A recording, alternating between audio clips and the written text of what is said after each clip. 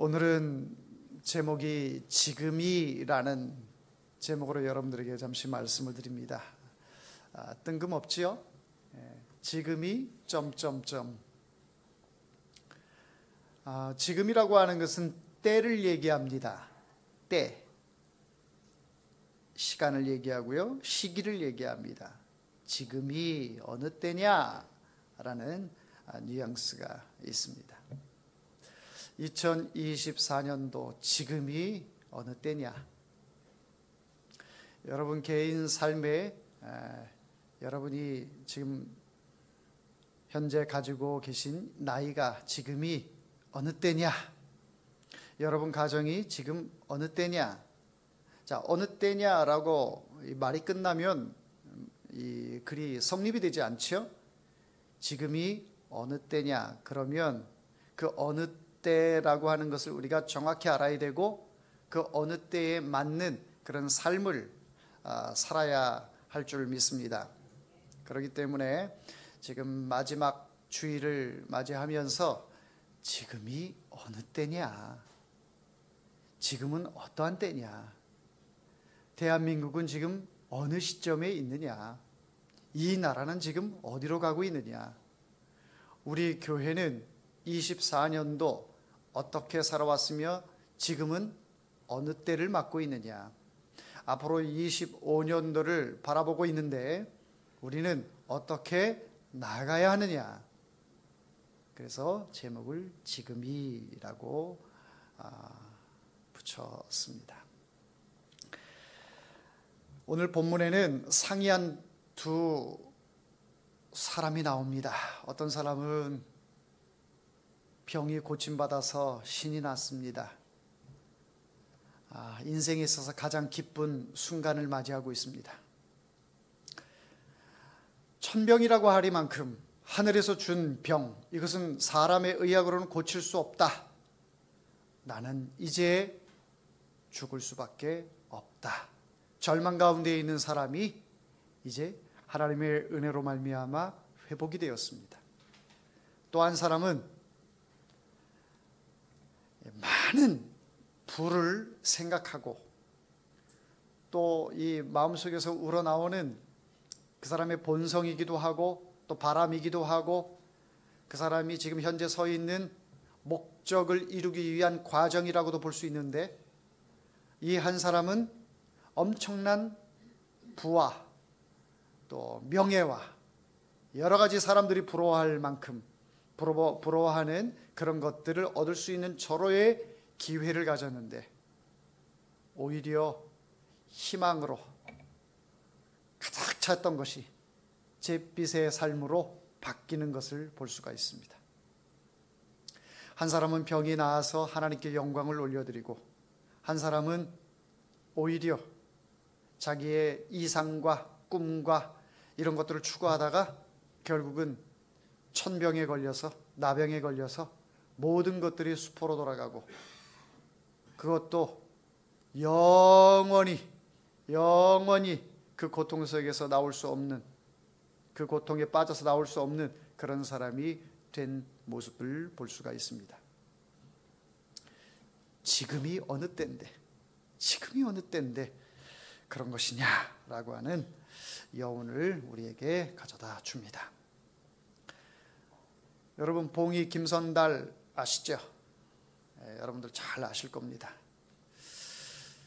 봉이라고 하는 것은 그 중국 신화에 나오는 그런 새입니다. 봉황새. 이 봉황새는 어떤 국가적으로 좋은 징조가 있을 때에 나타나는 새라고 얘기를 합니다. 그래서 봉은 수컷을 얘기하고 황은 암컷을 얘기하는데 이 봉황새로 말미암아 구군이 달려있다. 구군이 정말 봉황새를 보게 되면 이 나라가 앞으로 잘 될 것이다. 이런 신화의 얘기가 있습니다. 김선달이 봉이라고 하는 그 앞에 마치 호처럼 붙게 된 이유가 있습니다. 어느 날 장날에 그 시장에 가서 닭을 사려고 이렇게 보니까 수탉이 아주 멋있는 수탉이 있어요. 그 주인에게 흥정을 합니다. 흥정을 하는데 오히려 값을 더 주려고 해요. 야, 이거 봉 아니냐고, 봉 아니냐고. 그러니까 이 닭을 팔던 그 주인이 이건 봉이 아니고 이것은 수탉이라고, 수탉이라고 이야기를 하니까 아니라고, 내가 아무리 봐도 이것은 봉이지 닭이 아니다고. 그러니까 이 닭장사 아저씨가 가만히 보니까 이 사람이 좀 약간 맛이 간 것 같아. 아니, 내가 지금 닭이라고 얘기를 하는데도 계속 봉이라고 얘기를 하니, 야, 요거 닭값에다가 한 5배를 좀 올려서 붙여서 팔아먹어야 되겠다, 이런 생각을 갖고 있습니다. 그래서 이 어리숙해 보이는 김선달한테 이야기를 합니다. 그러면 이거 봉 맞다고, 한양 받을 건데 단양 내라고 5배를 불러서 이 닭을 팝니다. 그래서 그냥 신났지요. 닭장사는. 야, 저런 바보들 몇 명만 오면 오늘 장사 끝내주겠다 생각을 하겠지. 김선달은 그 닭을 들고 가서 사또에게 찾아갑니다. 사또에게 찾아가서, 사또, 제가 봉을 구해왔습니다. 사또에게 이것을 드리려고 봉을 가져왔습니다. 너무 기뻐가지고 막 흥분해가지고 사또에게 찾아와서 얘기를 하니까, 그러냐고, 봉을 가져왔냐고, 너무, 이야, 어째 봉이 있냐고 그러면서 딱 꺼내는 걸 보니까 이 수탉이네. 그래서 나를 능멸하느냐 하면서, 야, 여봐라, 이놈을 곤장을 쳐라 해가지고 이 김선달이 이제 곤장을 맞게 됩니다. 곤장 20대를 후려쳐라. 그래서 이제 꼼짝없이 곤장을 맞게 생겼어요. 1대요, 2대요, 3대요, 12대가 되는 그 시점엔 도저히 못 참겠는 거예요. 사또, 사또, 그만 사또. 제가 사실은 이 닭장사한테 닭을 사러 갔는데 봉이, 나는 이게 닭이라고 생각했는데 그 닭장사가 이걸 봉이라고 해가지고 나한테 5배나 더해서 팔았다고. 나는 이게 정말 봉인 줄 알았다고. 정말 봉인 줄 알고 사또에게 주면 너무너무 좋아하겠다라고 생각해서 갖다 드렸는데, 이게 닭장사한테 내가 깜빡 속아가지고 이렇게 비싼 돈으로 이렇게 사게 됐다고 하니까 사또가 하는 말이, 그 닭장사를 잡아 대령해라 한 거예요. 그래서 닭장사를 잡아왔죠. 그래서 이 닭장사에게 왜 이런 일을 했느냐, 왜 닭인데 봉이라고 팔았느냐 하면서 이놈을 쳐라 했어요.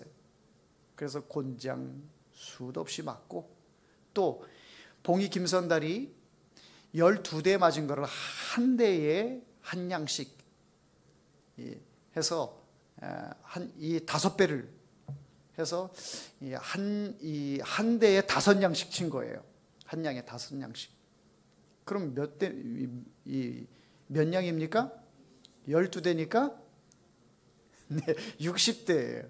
그리고 5양을 줘서 팔았으니까 5양까지 더 얹어서 65양을 배상해라 판결을 내린 거예요. 그러니까 닭장사는 쫄딱 망하게 된 거죠. 65양, 65양을 봉이 김선달에게 정했어요. 그래서 이 김선달의 앞에 봉이라는 이름이 붙여진 거예요. 봉이 김선달. 또 대동강 물도 팔아가지고 아주 난리가 났죠. 여러분들 잘 아실 거예요. 어느 날 이렇게 보니까 대동강 물을, 이 물지개를 쥐고 사람들이 막 날르고 있는 거예요. 날르는데 그 사람들이 품삯을 받고 이 물을 날라주고 있는 거죠. 그러니까 어떤 사람이, 돈이 많은 사람이, 내가 나를 힘은 없고 그러니까 내가 품삯을 줄 테니까 물 좀 길어다 다 주시오 하니까 이제 물지개꾼들이 물을 길러다가 돈을 받고 물을 길러다 줬습니다. 김선달이 그걸 다 이렇게 유심히 보면서 꾀가 났어요.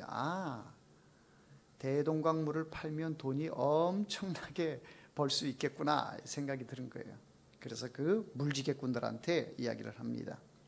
당신들이 물을 기르러 갈 때 내가 돈을 줄 테니까 한 양씩만 내 앞에다가 이렇게 떨궈 달라고.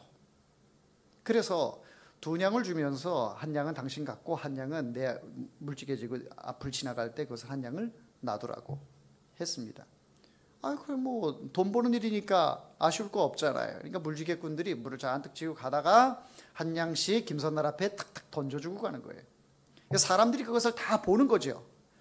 야, 사람들이 보면서 야, 김선달은 돈을 저렇게 버는구나, 물을 팔고 있구나라고 사람들이 생각을 한 거예요.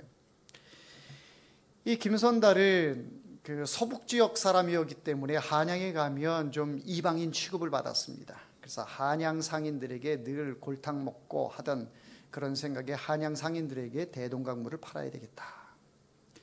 소문이 퍼진 거예요. 대동강물을 팍 사가지고 그것을 떠가는 사람들마다 돈을 받으면 되겠구나 해가지고 이 한양 상인들에게 대동강을 4,000냥을 받고 김선달이 팔았습니다. 상인들이 참 어리석지요. 대동강을 4,000냥에서 다 샀다라고 생각하는 거예요. 그런데 사람들이 물지개를 지고 가면서 그냥 지나가는 거예요. 돈을 줍니까? 안 주지요. 이처럼 이 조선 후기에 있었던 이 김선달, 아주 전형적인 사기꾼인데 참 그의 그 사기꾼을 통해서 지금이 어느 때인데 그런 사기를 치냐. 네. 자, 이 김선달의 그 영화도 나왔어요. 영화도 나와서 여러분들 아마 보셨을 텐데 참 오늘날 그와 비슷한 그런 사기들이 아주 판을 치고 있는 이 시대에 살아가고 있습니다. 여러분, 사람들을 너무 믿어서는 안 되고요. 사람에 대해서는 사랑의 대상이지 믿음의 대상이 결코 아니다. 믿음의 대상은 하나님 한 분 외에는 없다라는 것을 꼭 기억하시기를 바랍니다. 자, 오늘 본문으로 돌아가 보면 한 사람은 병이 치유받았다고 했고 또 한 사람은 오히려 치유받은 그 병이 이 한 사람에게 옮아가서 그 사람이 영원히 그 병에 걸려서 살 수밖에 없는, 그러다가 죽을 수밖에 없는 이런 처지가 되었습니다. 병이 나은 사람은 누굽니까? 나만 장군이었습니다. 시리아라고도 얘기를 하고 아람이라고도 하는 그 나라의 군대 장관, 그 군대 장관이 나병에 걸려서 이제는 그 나병으로 인해서 죽을 수밖에 없는 사람이었는데 이스라엘에서 붙잡아 온 그 어린 여자 종의 그 말을 믿고 그 아이의 얘기대로 엘리사 선지자를 찾아가서 엘리사 선지자에게 자기의 병을 보이고 또 그 엘리사 선지자가 자기에게 환대해줘서 깨끗이 치료를 해줄 줄 알았더니 나아보지도 않고, 이런 상황에 빈정이 상해서 야, 우리 고국의 다메섹에도 굉장히 좋은 강들인데 그쪽으로 가자, 이렇게 발걸음을 돌리려고 할 때에 그들의 수종을 드는 종들이 장군님, 더한 것을 시켜도 할 텐데 그 7번 들어갔다 나왔다 하는 거 그 별거 아닌데 그거 못하겠습니까? 그것보다 더 힘들고 더 고통스럽고 더 모욕적인 일을 시켜도 할 판인데 장군께서 병만 낫는다면 그게 뭐가 대수입니까? 그 종들의 말을 또 귀하게 여겨서 이 나만 장군이 요단강에 7번 들어갔다가 나옴을 통해서 어떻게 됐습니까? 나병이 깨끗하게 나았어요. 깨끗하게 나았어요. 자, 깨끗하게 나와서 이 베나닷 2세 왕이 나아만이 이스라엘로 향할 때에 많은 재물들을 줬잖아요. 너의 병이 낫거든 이것을 그 선자에게 다 주도록 해라. 그래서 그것을 다 주고 싶었어요. 그것 이상으로도 나아만은 병이 나았을 때 엘리사 선자에게 다 주고 싶었습니다.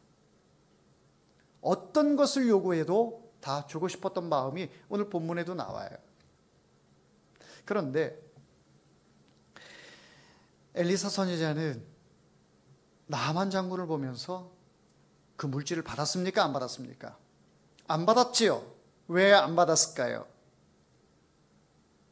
왜 그 물질을 안 받았을까요? 주의 종은 물질을 싫어하는 걸까요? 저도 가만히 생각을 해보면 뭐 물질에 대해서 사양할 때도 있지만 저 물질 좋아합니다. 돈 좋아합니다. 목회자들 다 돈 좋아합니다. 돈이 없어서 문제지 있어서 문제는 아니에요. 그 돈을 통해서 더 하나님의 일을 활발하게 할 수 있기 때문에, 더 많은 부분에 있어서 하나님의 일을 할 수 있기 때문에 물질이 있으면 더 좋습니다. 그런데 엘리사 선지자는 그 물질을 고사합니다. 물질에 대한 욕심이 없어서가 아니라 하나님의 계획을 알기 때문에 그렇습니다. 하나님께서 나아만을 왜 나병 환자인 나아만을 나에게 보내셨는지, 이를 통해서 하나님께서 이루시고자 하는 하나님의 뜻이 무엇인지, 그것을 엘리사 선지자는 너무 잘 알고 있었기 때문에 지금이 물질을 받을 때가 아니다. 지금은 저 사람의 그 병이 나음을 통해서 하나님께서 저에게 왜 병을 주셨으며, 왜 그 병을 낫게 하셨으며, 이를 통해서 하나님께서 나타내시고자 하는 것이 무엇인지 그것을 알 때이지, 하나님의 계획을 깨달을 때이지, 지금 물질을 받고 호가호위하면서 이렇게 살 때가 아니다라는 것을 엘리사 선지자는 너무 잘 알고 있었습니다. 이 광경을 옆에서 지켜보던 엘리사의 사환이었던 게하시가 엘리사 선지자의 그 행하는 모든 일들을 보니까 참 어리석어 보여요. 게하시가 볼 때에는 이해가 되질 않습니다. 왜냐하면 열왕기하 4장에 보면 수냄 여인이 나오지요. 그 수냄 여인을 통해서는 모든 것들을 제공을 받았어요. 이 수냄 여인이 자기의 윗방 2층에 있는 곳을 방으로 꾸며서 엘리사 선지자에게 그것을 오며 가며 여기서 묵고 가십시오, 방을 만들어 주었단 말이에요. 그러면 방만 내어줬겠습니까? 먹을 음식도 준비해서 대접을 했을 것이고, 또 하시는 모든 일들 가운데, 여정 가운데 일을 할 수 있도록 노잣돈도 분명히 주었을 것입니다. 수냄 여인을 통해서는 모든 것을 다 받았어요.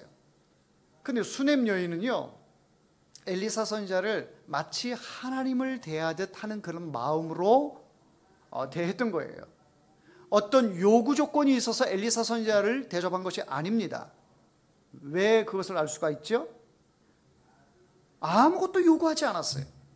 엘리사 선지자가 물었지요. 내가 너에게 뭘 해주고 싶은데 필요한 것 있으면 얘기해라. 아무것도 없습니다. 아무것도 없습니다. 저는 아무것도 필요 없습니다. 괜찮습니다. 그래서 그 종을 통해서 이 가정에 필요한 것이 뭐가 있느냐 한번 확인해 봐라 했을 때 그 게하시가 이 가정에 살펴보니까 아들이 없습니다. 아들이 없습니다. 근데 이 여인이 아들을 요구한 것도 아니에요.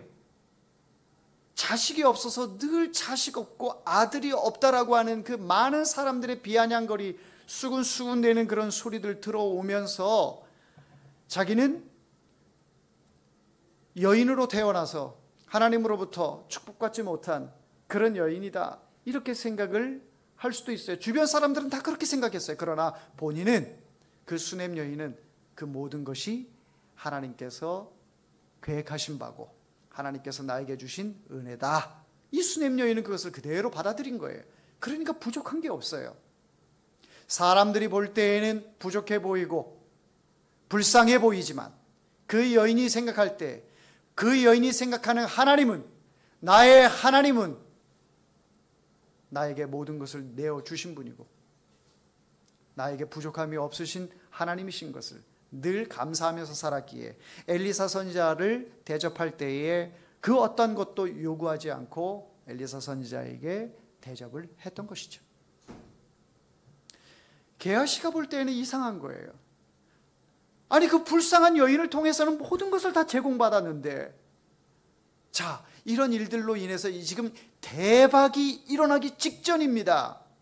나만 장군을 통해서 그 강대국의 군대 장관이 돈을 싸들고 왔는데 지금 완전히 팔자를 필 수 있는 그런 상황입니다.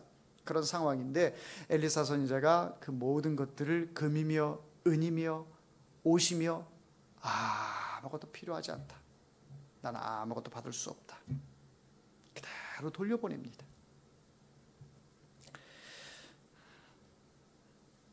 여러분, 사람에게는 기회가 이렇게 자주 오지 않죠.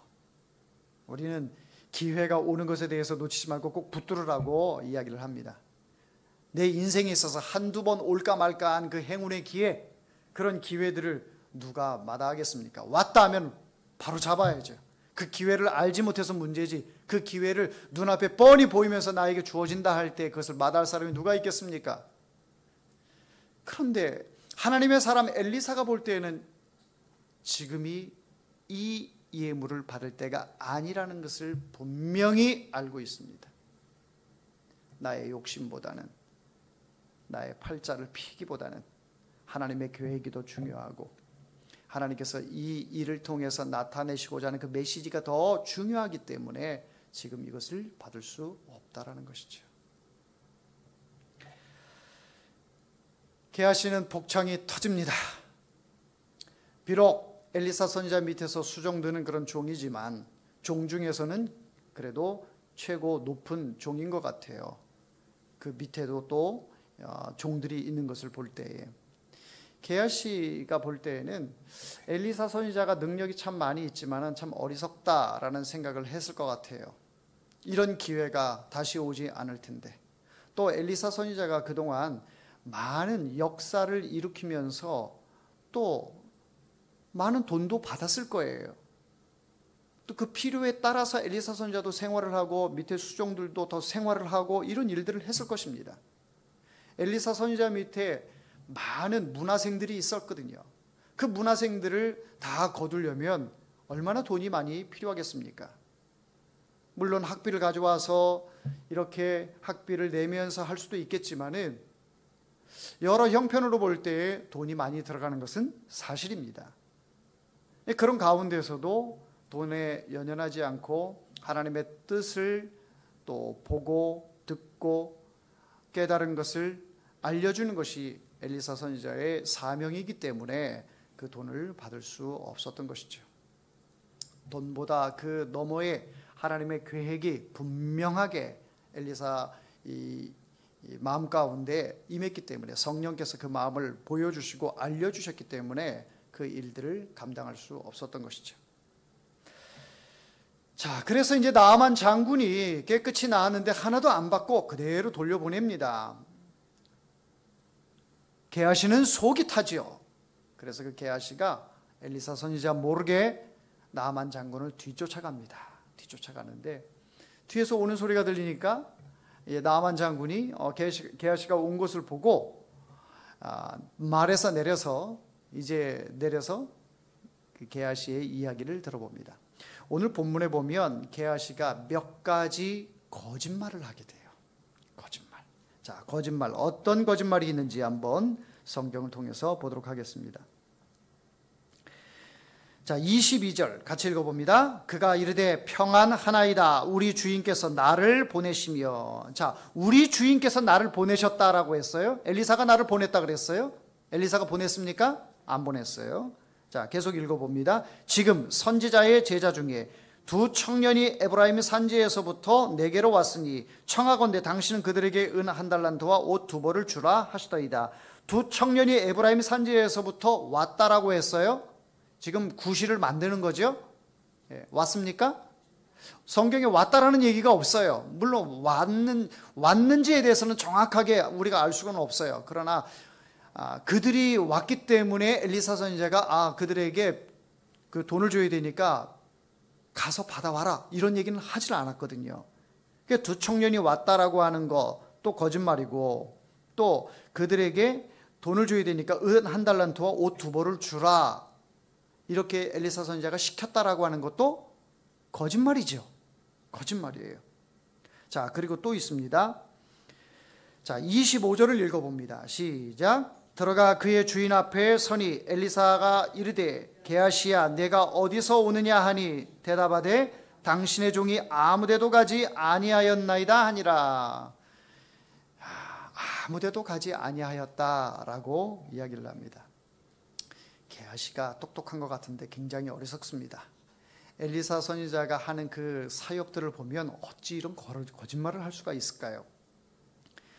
하나님께서 하시는 그 계획, 하나님의 일들을 엘리사 선지자는 영적으로 그것을 알고 있어요. 하나님이 어떤 일을 하실지, 나를 통해서 어떻게 역사하실지 그거를 영통하고 있는데 이런 선지자를 속일 수 있다라고 게하시는 생각을 했던 거예요. 그래서 세네 가지의 이 거짓말을 통해서 엘리사 선지자를 충분히 속이고 자기가 받아온 그 돈을 착취할 수 있다, 소유할 수 있다라고 생각을 했던 것이죠. 여러분, 자녀들을 키우다 보면 자녀들이 부모가 뻔히 다 보고 있고 알고 있는데 뻔한 거짓말을 할 때가 있어요. 어린아이가 예를 들어서 엄마 아빠의 그 저금통에다가 손을 댔는데 다 알아요. 다 아는데 손 안 댔다고, 나 안 가져갔다고 그렇게 얘기하면 그게 안 가져간 걸까요? 나중에는 잘못했다고 빌면서 내가 뭐 사 먹고 싶었는데 그렇게 됐다고 용서해달라고 그렇게 하면 용서를 해주죠. 그런데 부모님이 그걸 알면서도 그냥 넘어가는 경우가 있어요. 알면서도 뻔히 아이가 가져간 걸 아는데도 그냥 넘어가는 경우가 있어요. 엘리사 선지자를 바라보면서 게하시도 충분히 속일 거라고 생각을 했습니다. 그래서 자기는 엘리사 선지자는 가난하든 말든 나는 부자가 되고 싶어, 그런 마음에 그 은과 또 옷 두 벌을 통해서 나는 좀 뽀대나게 살고 싶어, 이런 마음이 있었던 것 같습니다. 물질에 눈이 머니까 거짓말이 나오기 시작합니다. 한 번 거짓말을 하니까 두 번 하기는 쉽습니다. 두 번 하니까 세 번 하기도 쉽습니다. 계속해서 거짓말이 늘어갑니다. 여러분, 여기서 우리가 한 가지 눈여겨봐야 할 것이 있는데, 나만 장군은 하나님을 모르던 사람이에요. 순종했더니 깨끗이 나음을 받았어요. 그리고 나서 15절 16절에 보니까 이제 하나님만이 참 신인 줄 내가 알고 그 신만 섬기겠다고, 하나님만 섬기겠다라고 신앙 고백을 해요. 하나님을 전혀 알지 못하던 사람이 하나님을 만나고 나서 신앙 고백을 해요. 그런데 하나님의 종 엘리사의 종이었던 게하시, 엘리사가 하나님과의 어떤 관계인지, 또 게하시가 그 엘리사 밑에서 얼마나 하나님의 역사를 봐왔고 또 하나님의 그 계획이 뭔지 다 보고 듣고 배웠어요. 지금으로 얘기하면 여러분들이에요. 하나님에 대해서 들었어요. 하나님의 역사를 봤어요. 경험했어요. 우리예요, 우리. 그런데 이 사람은 어떻게 해요? 거짓말을 하고 있고 탐욕에 눈이 멀어 있고 하나님을 속일 수 있다라고 생각을 하고, 엘리사 선지자를 속일 수 있다라고 하는 것은 단순히 사람을 속이는 개념이 아니에요. 하나님을 속일 수 있다라고 생각을 하는 것이죠. 참, 여기서 볼 때 한 사람은 이방인이었고 전혀 하나님과 상관이 없는 사람인데 그 사람은 신앙 고백을 하고 있어요. 하나님만이 나의 참 신인 줄 내가 믿겠습니다. 이제는 내가 고국에서 섬겼던 그 림몬신 섬기지 않고 하나님만을 섬기겠습니다, 이 고백을 하고 있는데, 하나님의 백성이었던 사람은 그 물질의 탐욕에 눈이 멀어서 거짓말을 하고 있고 멸망의 길을 자처하고 있는 것을 볼 수가 있습니다. 그래서 엘리사 선지자가 이 게하시에게 이야기를 합니다. 26절에 보니까 엘리사가 이르되 한 사람이 수레에서 내려 너를 맞이할 때에, 그러니까 나아만이 너를 맞이할 때를 얘기하는 거죠. 내 마음이 함께 가지 아니하였느냐, 내가 그걸 모를 줄 아느냐, 하나님이 나에게 다 보여주신다, 다 알게 하신다. 지금이 어찌 은을 받으며 옷을 받으며 감람원이나 포도원이나 양이나 소나 남종이나 여종을 받을 때이냐. 자, 26절에 나와 있는 이 모든 것들을 나아만이 약속을 했던 것 같아요. 나아만이 출발할 때에는 금, 은, 옷, 이것을 베나다시 주었어요. 이것을 가져가서 너를 고치면 갖다가 드려라 얘기했는데, 나만이 생각할 때에는 그것 가지고는 부족한 것 같아. 내 병만 나을 수 있다면, 내가 살 수만 있다면 감남원이나 포도원이나 양이나 소나 남종이나 여종을 모든 것을 다 드리겠습니다. 엄청나게 파격적이죠. 그러니까 엘리사 선지자는 이 나만 장군이 가져온 것 이상으로 구두로 약속을 한 것 같아요. 그러니까 남종을 받을 때냐, 여종을 받을 때냐, 양이나 소나 포도원이나 감남원이나 금이나 은이나 옷이나 이걸 받을 때냐, 이야기를 하고 있는 것이죠. 야, 이것은요, 지금 이 금액을 오늘날로 환산하면 상상할 수도 없는 금액이에요. 상상할 수도 없는 금액. 우리나라 부채, 천조 이걸 다 갚고도 남을 돈이 아닌가 싶어요. 그 정도로 엄청난 돈을 약속을 했던 것 같습니다. 그러니까 지금이 어찌 은을 받으며 옷을 받으며 감남원이나 포도원이나 양이나 소나 남종이나 여종을 받을 때이냐라고 이야기를 하는 것이죠. 사람의 눈이 가려지면 아무것도 보이질 않죠. 돈이 눈앞에 있으면 돈 이외에는 아무것도 보이지 않습니다. 하나님도 보이지 않고 아내도 보이지 않고 남편도 보이지 않아요. 어떤 사람은 복권에 당첨이 됐는데 아내에게 얘기를 안 하고 아내야 이혼을 하고 자기가 다 가졌다라는 그런 얘기도 있어요. 예. 이 세상 참, 돈이라면 뭐 사람 목숨도 쉽게 생각하는 이 시대 아닙니까? 돈이면 나와 원수지간도 내 사람으로 만들 수가 있고, 돈이면 나라도 살 수 있고, 돈이면 권력도 살 수 있고, 돈이면 모든 것을 다 할 수 있는 이 세상입니다. 그러나 결국 그런 모든 것들의 결말은 뭐예요? 게하시에게 임한 이 나병입니다. 나병. 이 나병이라고 하는 것은 우리의 육체의 질병으로만 국한시켜서는 안 돼요. 영적 나병에 걸려서 영원히 그 나병으로 인해서 고통을 받는 것을 의미합니다. 사랑하는 성도 여러분, 2024년도 이제 마지막 주일입니다. 마지막 주일, 다시 오지 않는 이 주일입니다. 지금이 어느 때입니까?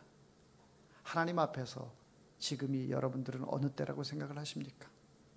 지금 이 대한민국을 바라보면서 지금이 어느 때라고 생각하십니까? 여러분 가정은 지금이 어느 때라고 생각하십니까? 여러분 개인은 하나님 앞에서 어떠한 때에 살고 있습니까? 하나님께서 안 보시는 것 같지만 다 보고 계시고, 모른 척하는 것 같지만 다 알고 계시고, 하나님의 그 계획, 그 무소부재하신 그 하나님, 그 하나님 앞에 우리는 아무것도 숨길 수 없고 감출 수 없고 속일 수 없습니다. 이 세상의 모든 것으로 자기 자신을 가려도 하나님 앞에 아담은 그대로 드러나요. 아담아, 내가 어디 있느냐? 몰라서 묻는 걸까요? 어느 장소에 숨어도 하나님은 다 보고 계시고 다 알고 계십니다.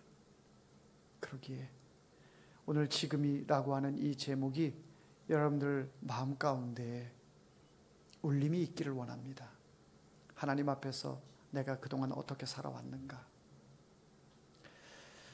앞으로는 그러면 나의 삶은 어떻게 살아가야 할 것인가? 하나님께서 나를 어떻게 인도할 것인가? 그동안 내 삶이 봉이 김선달처럼 하나님을 속일 수 있을 것 같았고, 교회를 속일 수 있을 것 같았고, 목사를 속일 수 있을 것 같았고, 이 세상을 속일 수 있을 것 같았고, 봉이 김선달의 삶을 그동안에 살아왔다면 하나님 앞에 회개하고 하나님께서 이끄시는 그런 삶, 대망의 25년도를 맞이하는 여러분들 되기를 주의 이름으로 축원합니다. 기도하겠습니다.